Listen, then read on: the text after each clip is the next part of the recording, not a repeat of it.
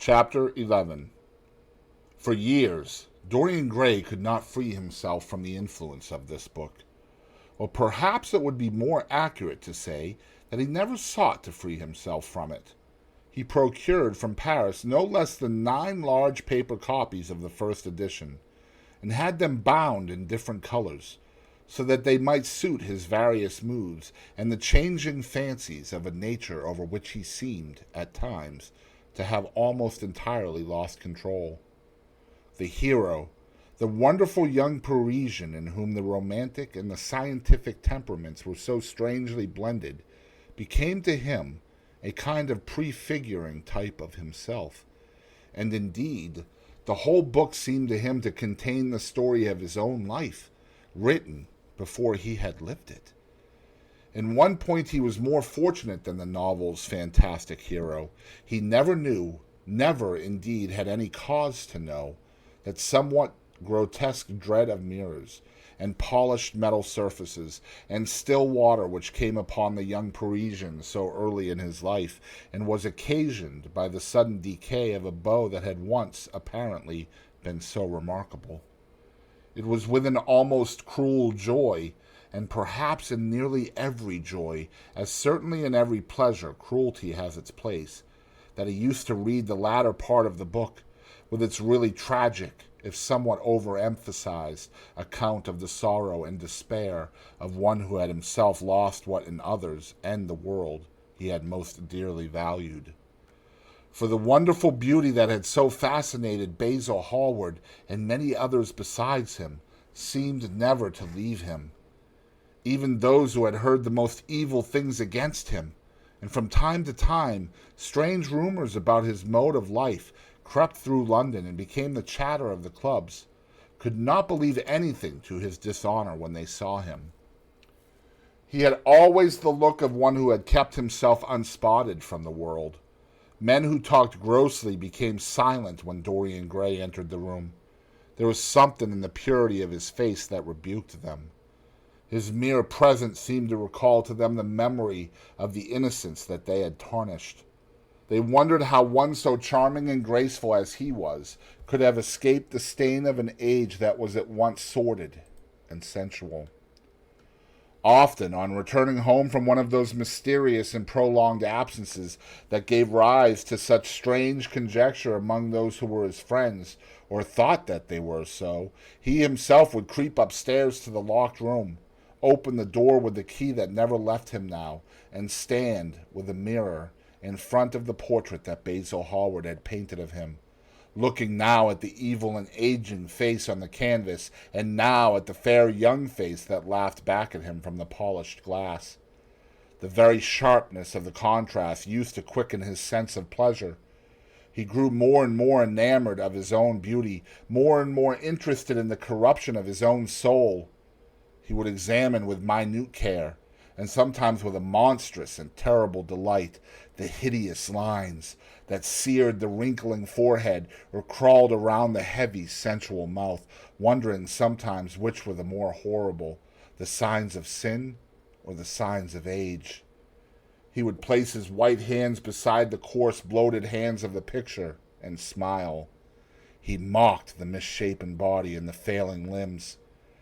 There were moments, indeed, at night, when lying sleepless in his own delicately scented chamber, or in the sordid room of the little ill-famed tavern near the docks which, under an assumed name and in disguise, it was his habit to frequent, he would think of the ruin he had brought upon his soul with a pity that was all the more poignant because it was purely selfish. But moments such as these were rare. The curiosity about life which Lord Henry had first stirred in him as they sat together in the garden of their friend seemed to increase with gratification.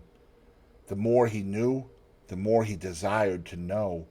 He had mad hungers that grew more ravenous as he fed them. Yet he was not really reckless, at any rate in his relations to society. Once or twice every month during the winter, and on each Wednesday evening while the season lasted, he would throw open to the world his beautiful house and have the most celebrated musicians of the day to charm his guests with the wonders of their art. His little dinners, in the settling of which Lord Henry always assisted him, were noted as much for the careful selection and placing of those invited as for the exquisite taste shown in the decoration of the table, with its subtle symphonic arrangements of exotic flowers and embroidered cloths, and antique plate of gold and silver. Indeed, there were many, especially among the very young men, who saw, or fancied that they saw, in Dorian Gray the true realization of a type of which they had often dreamed in Eton or Oxford days, a type that was to combine something of the real culture of the scholar with all the grace and distinction and perfect manner of a citizen of the world. To them, he seemed to be of the company of those whom Dante describes as having sought to make themselves perfect by the worship of beauty. Like Gautier, he was one for whom the visible world existed. And certainly to him, life itself was the first, the greatest of the arts, and for it all the other arts seemed to be but a preparation, fashion, by which what is really fantastic becomes for a moment universal, and dandyism, which, in its own way, is an attempt to assert the absolute modernity of beauty, had, of course, their fascination for him.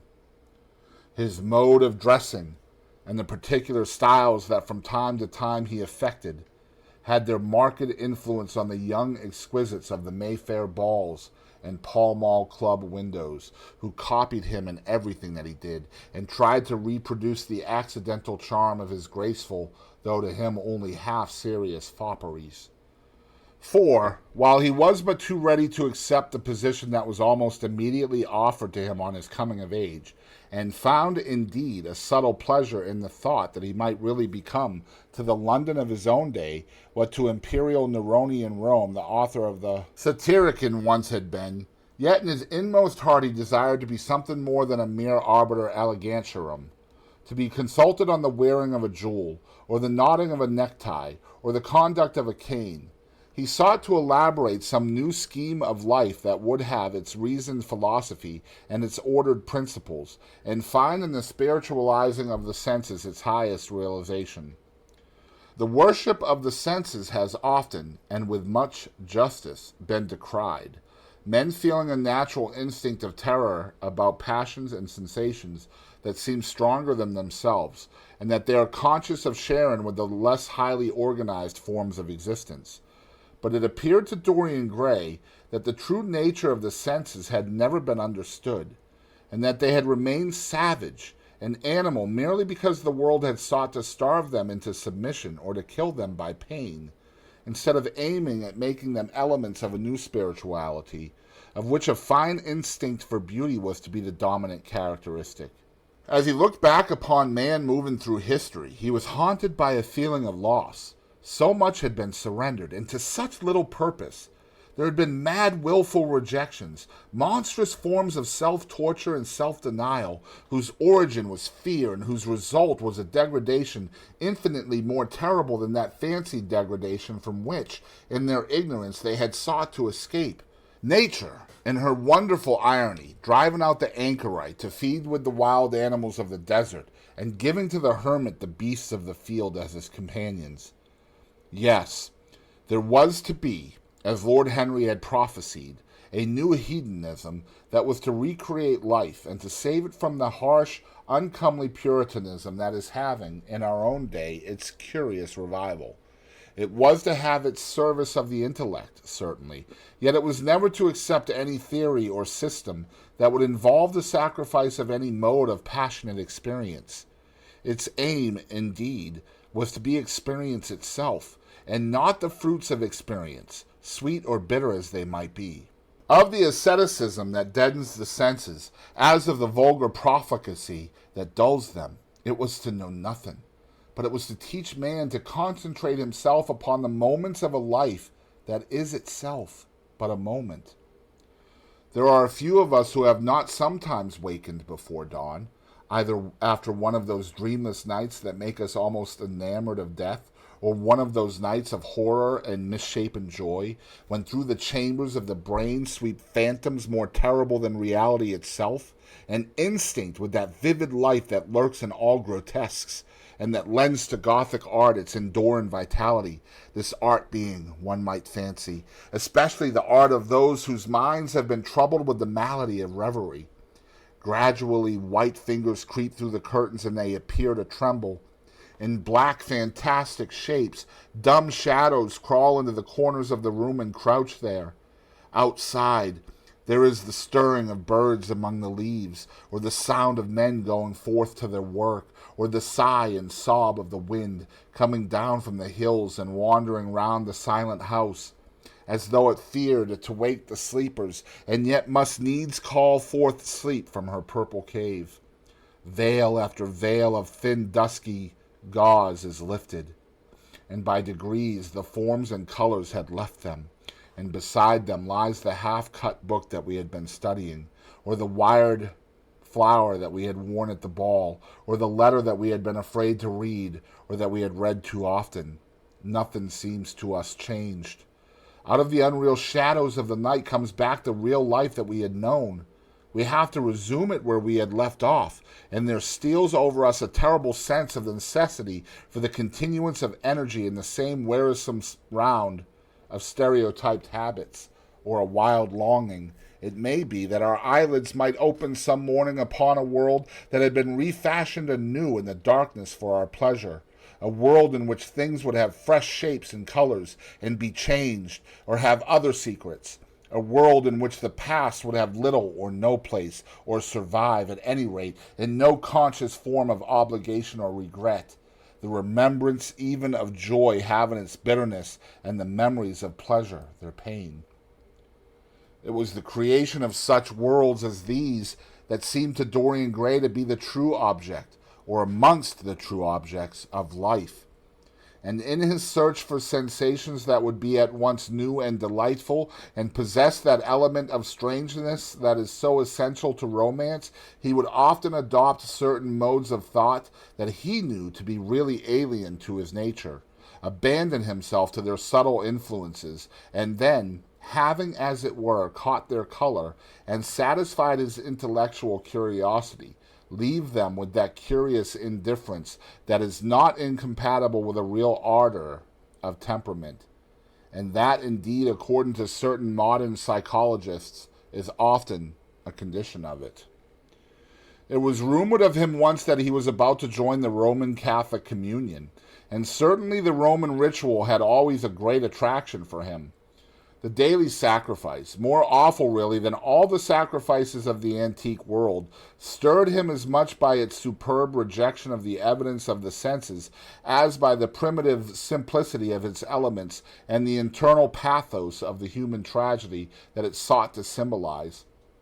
He loved to kneel down on the cold marble pavement and watch the priest, in his stiff-flowered dalmatic, slowly and with white hands moving aside the veil of the tabernacle, or raising aloft a jeweled, lantern-shaped monstrance with that pallid wafer that at times one would fain think is indeed the panis sialistus, the bread of angels, or, robed in the garments of the Passion of Christ, breaking the host into the chalice and smiting his breast for his sins. The fuming censers that the grave boys, in their lace and scarlet, tossed into the air like great gilt flowers, had their subtle fascination for him. As he passed out, he used to look with wonder at the black confessionals, and longed to sit in the dim shadow of one of them and listen to the men and women whispering through the worn grating the true story of their lives. But he never fell into the error of arresting his intellectual development by any formal acceptance of creed or system, or of mistaking, for a house in which to live, an inn that is but suitable for the sojourn of a night, or for a few hours of a night in which there are no stars and the moon is in travail. Mysticism, with its marvelous power of making common things strange to us, and the subtle antinomianism that always seems to accompany it, moved him for a season, and for a season he inclined to the materialistic doctrines of the Darwinismus movement in Germany, and found a curious pleasure in tracing the thoughts and passions of men to some pearly cell in the brain, or some white nerve in the body, delighting in the conception of the absolute dependence of the spirit on certain physical conditions, morbid or healthy, normal or deceased. Yet, as has been said of him before, no theory of life seemed to him to be of any importance compared with life itself. He felt keenly conscious of how barren all intellectual speculation is when separated from action and experiment. He knew that the senses, no less than the soul, had their spiritual mysteries to reveal. And so he would now study perfumes and the secrets of their manufacture, distilling heavily scented oils and burning odorous gums from the East. He saw that there was no mood of the mind that had not its counterpart in the sensuous life, and set himself to discover their true relations, wondering what there was in frankincense that made one mystical, and in ambergris that stirred one's passions, and in violets that woke the memory of dead romances, and in musk that troubled the brain, and in champak that stained the imagination, and seeking often to elaborate a real psychology of perfumes, and to estimate the several influences of sweet-smelling roots and scented, pollen-laden flowers, of aromatic balms and of dark and fragrant woods, of spikenard that thickens, of havania that makes men mad, and of aloes that are said to be able to expel melancholy from the soul. At another time he devoted himself entirely to music, and in a long latticed room with a vermilion and gold ceiling and walls of olive-green lacquer, he used to give curious concerts in which mad gypsies tore wild music from little zithers, or grave, yellow-shawled Tunisians plucked at the strained strings of monstrous lutes, while grinning Negroes beat monotonously upon copper drums, and crouching upon scarlet mats, slim turbaned Indians blew through long pipes of reed or brass, and charmed, or feigned to charm, great hooded snakes and horrible horned adders. The harsh intervals and shrill discords of barbaric music stirred him at times when Schubert's Grace and Chopin's Beautiful Sorrows and the mighty harmonies of Beethoven himself fell unheeded on his ear. He collected together from all parts of the world the strangest instruments that could be found, either in the tombs of dead nations or among the few savage tribes that have survived contact with Western civilizations, and loved to touch and try them. He had the mysterious jewel Paris of the Rio Negro Indians, that women are not allowed to look at and that even youths may not see till they have been subjected to fasting and scourging, and the earthen jars of the Peruvians that have the shrill cries of birds and flutes of human bones such as Alfonso de Oval heard in Chile, and the sonorous green jaspers that are found near Cusco and give forth a note of singular sweetness. He had painted gourds filled with pebbles that rattled when they were shaken, the long clarin of the Mexicans into which the performer does not blow, but through which he inhales the air, the harsh tora of the Amazon tribes that is sounded by the sentinels who sit all day long in high trees, and can be heard, it is said, at a distance of 3 leagues. The Teponatzli, that has 2 vibrating tongues of wood and is beaten with sticks that are smeared with an elastic gum obtained from the milky juice of plants, the yotl bells of the Aztecs that are hung in clusters like grapes, and a huge cylindrical drum covered with the skins of great serpents, like the one that Bernal Diaz saw when he went with Cortez into the Mexican temple, and of whose doleful sound he has left us so vivid a description.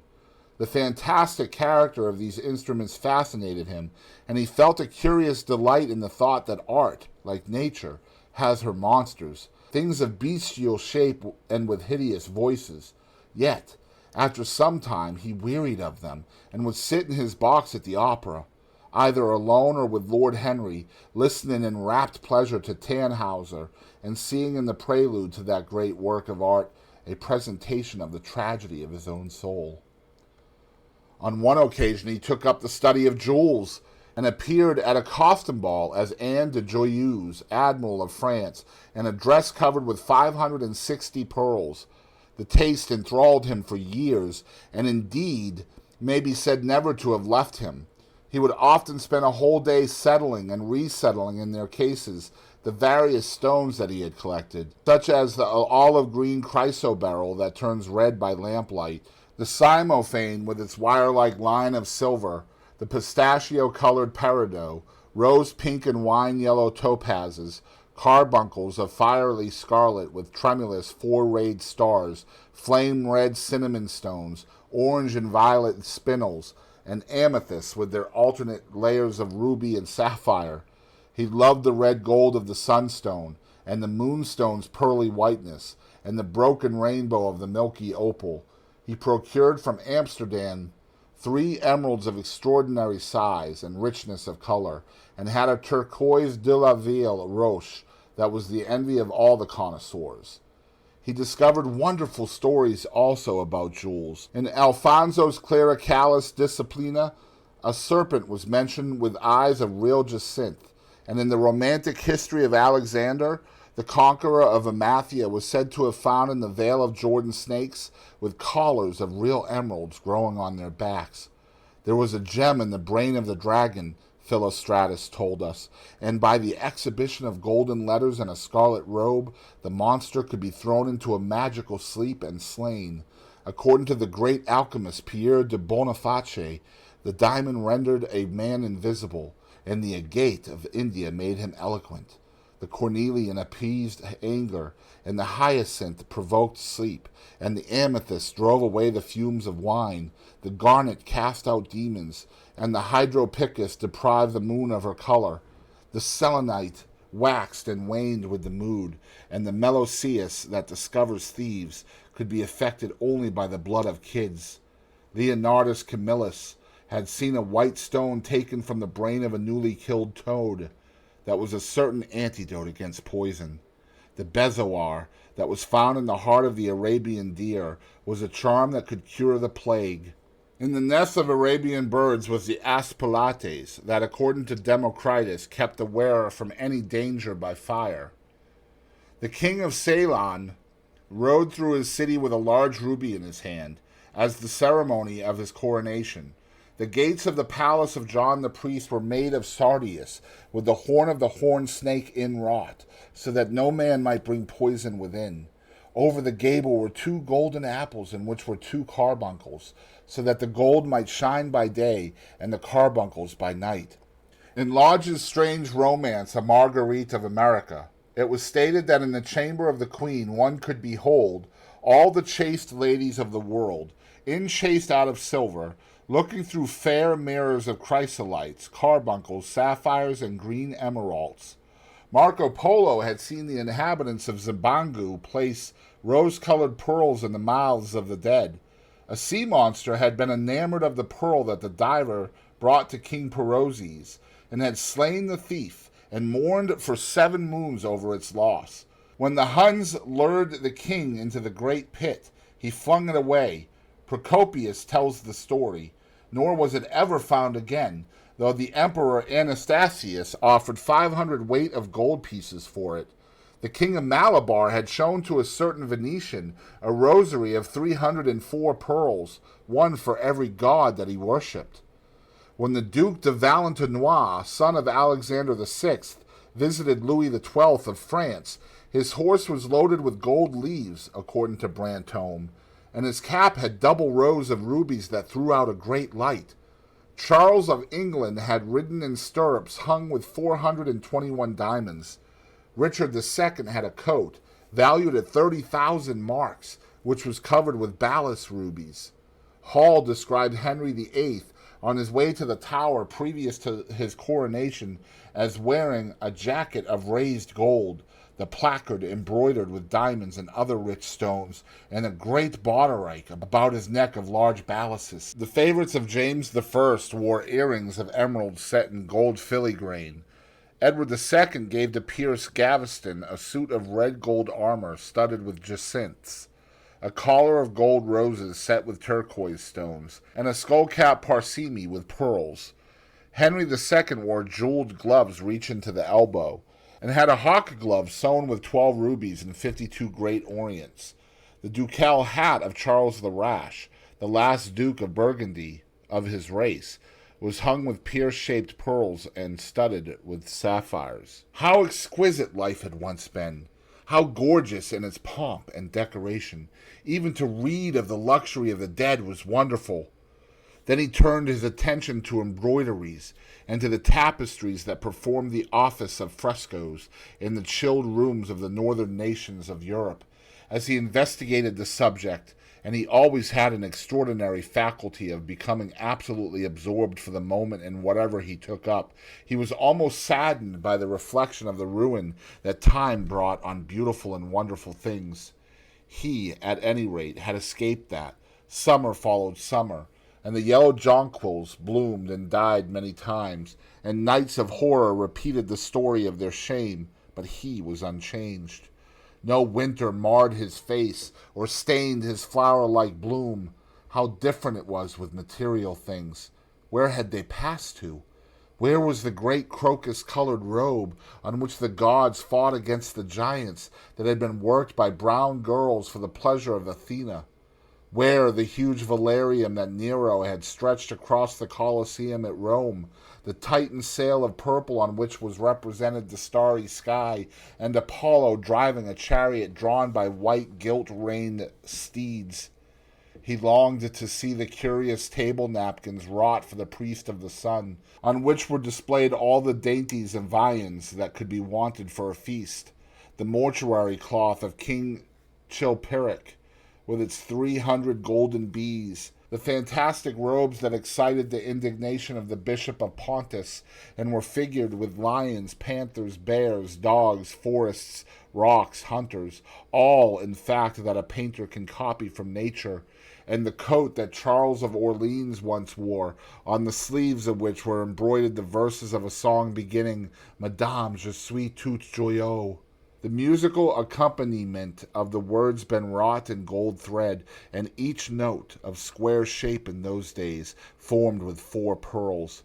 He read of the room that was prepared in the Palace of Rheims for the use of Queen Joan of Burgundy, and was decorated with 1,321 parrots, made in broidery and blazoned with the king's arms, and 561 butterflies, whose wings were similarly ornamented with the arms of the queen, the whole worked in gold. Catherine de' Medicis had a mourning bed made for her of black velvet powdered with crescents and suns. Its curtains were of damask, with leafy wreaths and garlands, figured upon a gold and silver ground, and fringed along the edges with broideries of pearls, and it stood in a room hung with rows of the queen's devices in cut black velvet upon cloth of silver. Louis XIV had gold-embroidered caryatides 15 feet high in his apartment.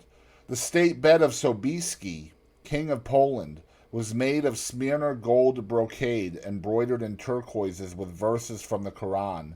Its supports were of silver gilt, beautifully chased and profusely set with enameled and jeweled medallions. It had been taken from the Turkish camp before Vienna, and the standard of Mohammed had stood beneath the tremulous gilt of its canopy. And so, for a whole year, he sought to accumulate the most exquisite specimens that he could find of textile and embroidered work, getting the dainty Delhi muslins, finely wrought with gold thread palmates and stitched over with iridescent beetles' wings, the Dhaka gauzes, that from their transparency are known in the East as woven air, and running water, and evening dew, strange figured cloths from Java, elaborate yellow Chinese hangings, books bound in tawny satins or fair blue silks and wrought with fleur-de-lis, birds and images, veils of lacis worked in Hungary point, Sicilian brocades and stiff Spanish velvets, Georgian work, with its gilt coins, and Japanese fukusis with their green-toned golds and their marvelously plumaged birds. He had a special passion also for ecclesiastical vestments, as indeed he had for everything connected with the service of the church.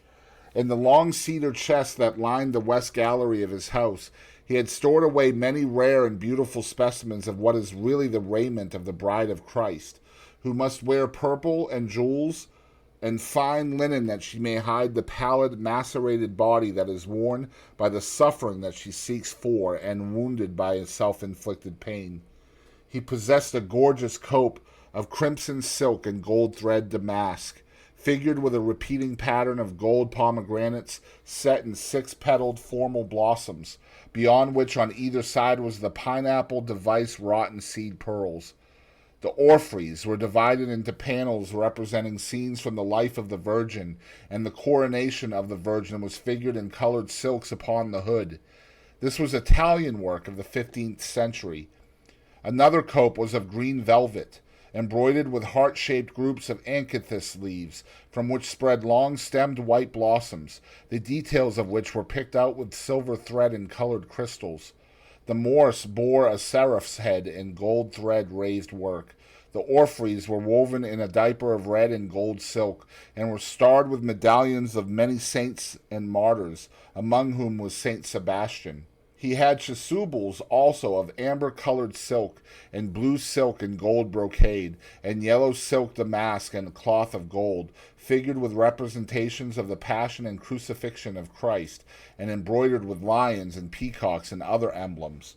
Dalmatics of white satin and pink silk damask, decorated with tulips and dolphins and fleur-de-lis, altar frontals of crimson velvet and blue linen, and many corporals, chalice veils, and sudaria. In the mystic offices to which such things were put, there was something that quickened his imagination. For these treasures, and everything that he collected in his lovely house, were to be to him means of forgetfulness, modes by which he could escape, for a season, from the fear that seemed to him at times to be almost too great to be borne.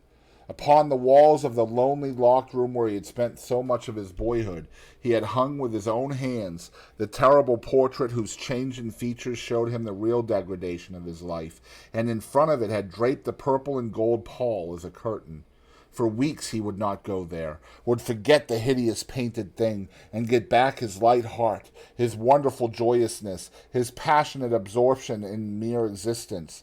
Then, suddenly, some night he would creep out of the house, go down to dreadful places near Blue Gate Fields, and stay there, day after day, until he was driven away. On his return he would sit in front of the Her Times, with that pride of individualism that is half the fascination of sin, and smiling with secret pleasure at the misshapen shadow that had to bear the burden that should have been his own.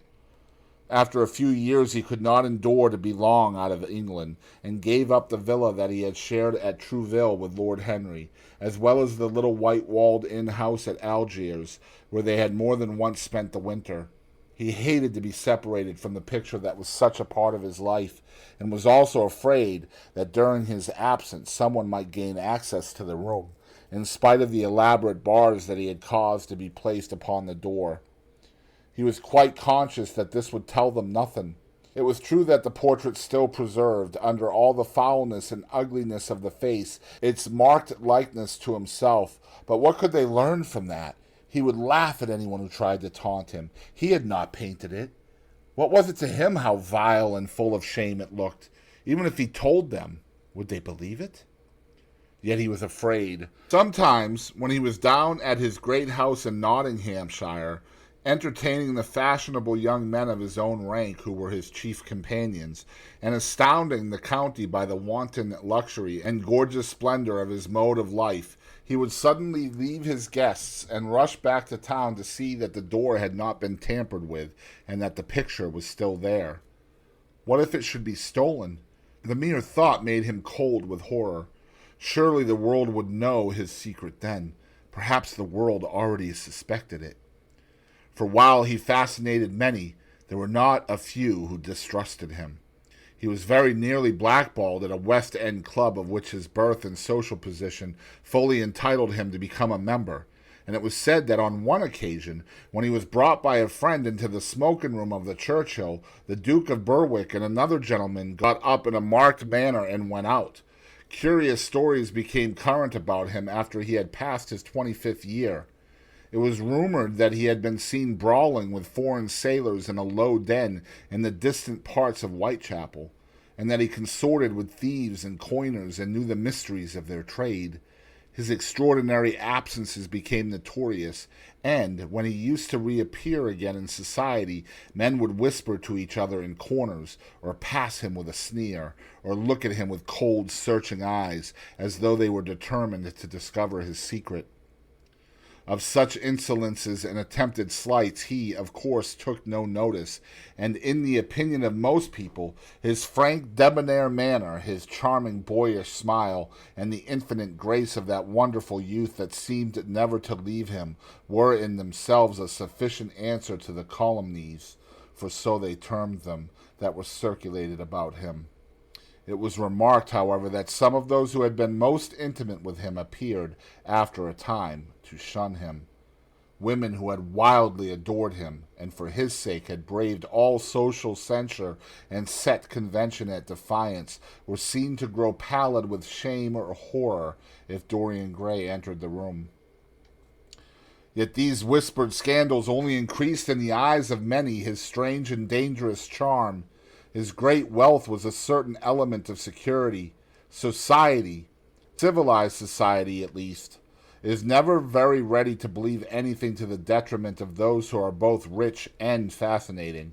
It feels instinctively that manners are of more importance than morals, and, in its opinion, the highest respectability is of much less value than the possession of a good chef. And, after all, it is a very poor consolation to be told that the man who has given one a bad dinner or poor wine is irreproachable in his private life. Even the cardinal virtues cannot atone for half-cold entrees, as Lord Henry remarked once, in a discussion on the subject, and there is possibly a good deal to be said for his view. For the canons of good society are, or should be, the same as the canons of art. Form is absolutely essential to it. It should have the dignity of a ceremony, as well as its unreality, and should combine the insincere character of a romantic play with the wit and beauty that makes such plays delightful to us. Is insincerity such a terrible thing? I think not. It is merely a method by which we can multiply our personalities. Such, at any rate, was Dorian Gray's opinion. He used to wonder at the shallow psychology of those who conceive the ego in man as a thing simple, permanent, reliable, and of one essence. To him, man was a being with myriad lives and myriad sensations, a complex, multiform creature that bore within itself strange legacies of thought and passion, and whose very flesh was tainted with the monstrous maladies of the dead. He loved to stroll through the gaunt, cold picture gallery of his country house and look at the various portraits of those whose blood flowed in his veins. Here was Philip Herbert, described by Francis Osborne in his memoirs on the reigns of Queen Elizabeth and King James, as one who was caressed by the court for his handsome face, which kept him not long company. Was it young Herbert's life that he sometimes led? Had some strange poisonous germ crept from body to body till it had reached his own? Was it some dim sense of that ruined grace that had made him so suddenly, and almost without cause, give utterance in Basil Hallward's studio to the mad prayer that had so changed his life? Here, in gold-embroidered red doublet, jeweled surcoat, and gilt-edged ruff and wristbands, stood Sir Anthony Sherard, with his silver and black armor piled at his feet. What had this man's legacy been? Had the lover of Giovanna of Naples bequeathed him some inheritance of sin and shame? Were his own actions merely the dreams that the dead man had not dared to realize? Here, from the fading canvas, smiled Lady Elizabeth Devereux, in her gauze hood, pearl stomacher, and pink-slashed sleeves. A flower was in her right hand, and her left clasped an enamelled collar of white and damask roses. On a table by her side lay a mandolin and an apple. There were large green rosettes upon her little pointed shoes. He knew her life, and the strange stories that were told about her lovers. Had he something of her temperament in him? These oval, heavy-lidded eyes seemed to look curiously at him. What of George Willoughby, with his powdered hair and fantastic patches? How evil he looked! The face was saturnine and swarthy, and the sensual lips seemed to be twisted with disdain. Delicate lace ruffles fell over the lean yellow hands that were so overladen with rings. He had been a macaroni of the 18th century, and the friend, in his youth, of Lord Ferrars? What of the second Lord Beckenham, the companion of the Prince Regent in his wildest days, and one of the witnesses at the secret marriage with Mrs. Fitzherbert? How proud and handsome he was, with his chestnut curls and insolent pose! What passions had he bequeathed? The world had looked upon him as infamous. He had led the orgies at Carlton House. The star of the Garter glittered upon his breast. Beside him hung the portrait of his wife, a pallid, thin-lipped woman in black. Her blood also stirred within him. How curious it all seemed! And his mother with her Lady Hamilton face and her moist, wine-dashed lips. He knew what he had got from her. He had got from her his beauty, and his passion for the beauty of others. She laughed at him in her loose bacchante dress. There were vine leaves in her hair. The purple spilled from the cup she was holding. The carnations of the painting had withered, but the eyes were still wonderful in their depth and brilliancy of color. They seemed to follow him wherever he went. Yet one had ancestors in literature as well as in one's own race, nearer perhaps in type and temperament, many of them, and certainly with an influence of which one was more absolutely conscious. There were times when it appeared to Dorian Gray that the whole of history was merely the record of his own life, not as he had lived it in act and circumstances, but as his imagination had created it for him, as it had been in his brain and in his passions. He felt that he had known them all, those strange, terrible figures that had passed across the stage of the world and made sin so marvelous and evil so full of subtlety. It seemed to him that in some mysterious way their lives had been his own. The hero of the wonderful novel that had so influenced his life had himself known his curious fancy.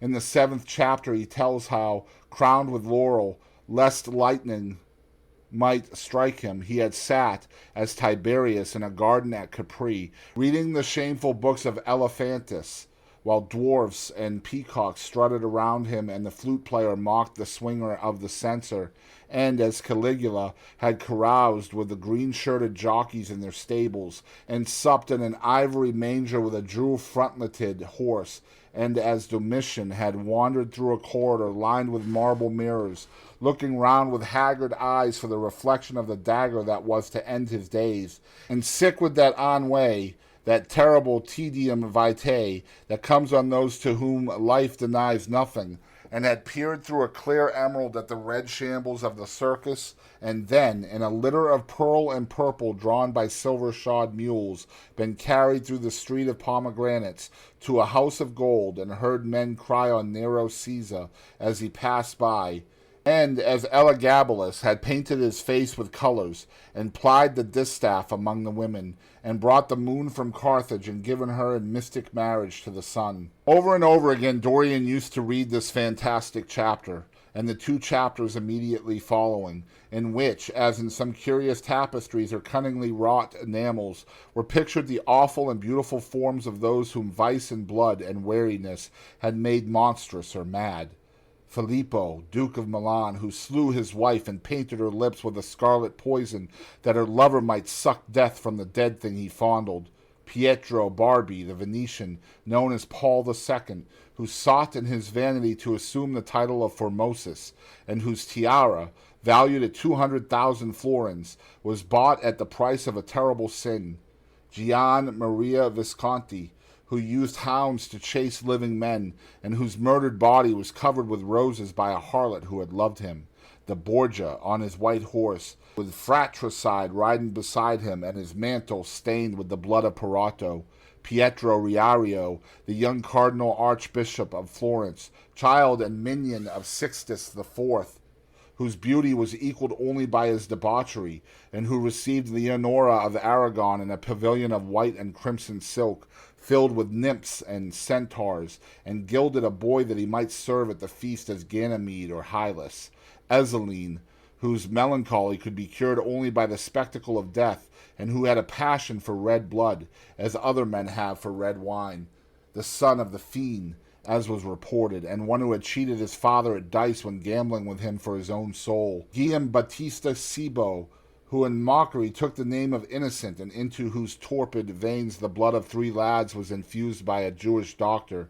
Sigismondo Malatesta, the lover of Isotta and the lord of Rimini, whose effigy was burned at Rome as the enemy of God and man, who strangled Polissena with a napkin and gave poison to Ginevra d'Este in a cup of emerald, and in honor of a shameful passion built a pagan church for Christian worship.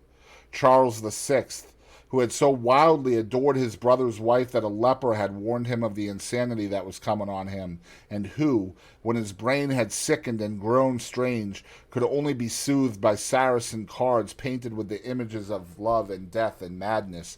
In his trimmed jerkin and jeweled cap and acanthus-like curls, Griffinetto Baglioni, who slew Astor with his bride and Simonetto with his page, and whose comeliness was such that, as he lay dying in the yellow piazza of Perugia, those who had hated him could not choose but weep, and Atalanta, who had cursed him, blessed him. There was a horrible fascination in them all. He saw them at night, and they troubled his imagination in the day. The Renaissance knew of strange manners of poisoning by a helmet and a lighted torch, by an embroidered glove and a jeweled fan, by a gilded pomander and by an amber chain. Dorian Gray had been poisoned by a book. There were moments when he looked on evil simply as a mode through which he could realize his conception of the beautiful.